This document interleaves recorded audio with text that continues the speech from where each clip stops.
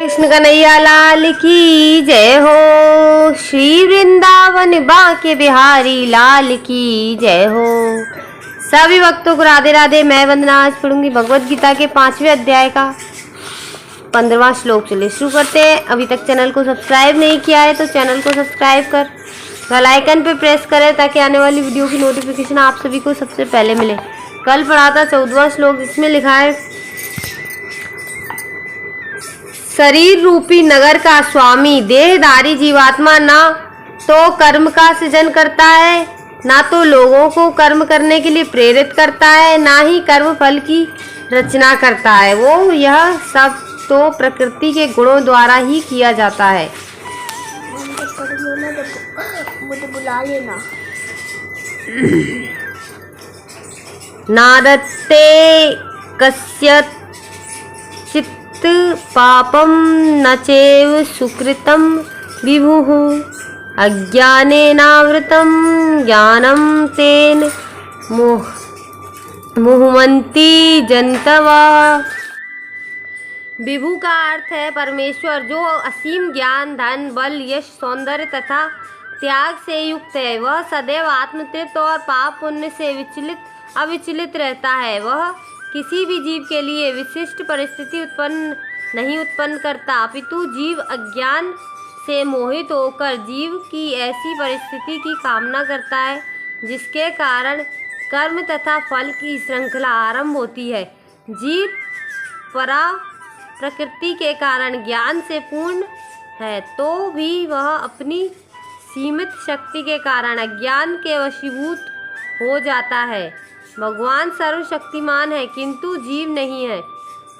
भगवान विभु अर्थात सर्वज्ञ हैं किंतु जीव अणु है। जीवात्मा में इच्छा करने की शक्ति है किंतु ऐसी इच्छा की पूर्ति सर्वशक्तिमान भगवान द्वारा ही की जाती है।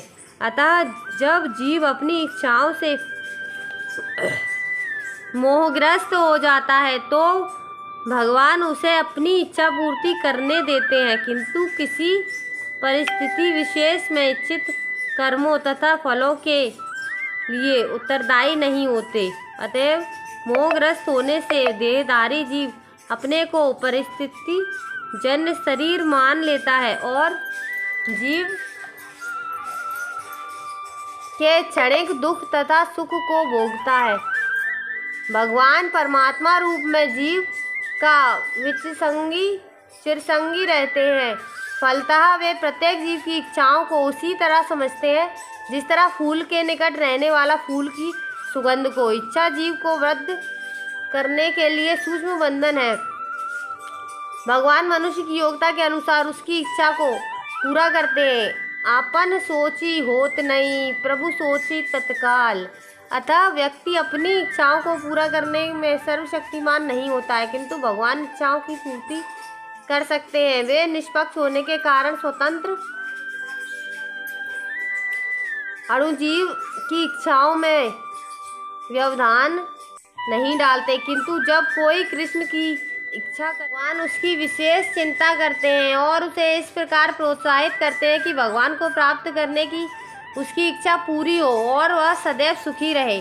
अतएव वैदिक मंत्र पुकार कर कहते एषु होम साधु कर्म कारयति तम यमेभ्यो लोकेभ्यः उन्निशिते एषौ एवा साधु कर्म कारयति समधो निनिश्यते। भगवान जीव को शुभ कर्मों में इसलिए प्रवृत्त करते हैं जिससे वह ऊपर उठे। भगवान उसे अशुभ कर्मों के लिए प्रवृत्त करते हैं जिससे वह नरक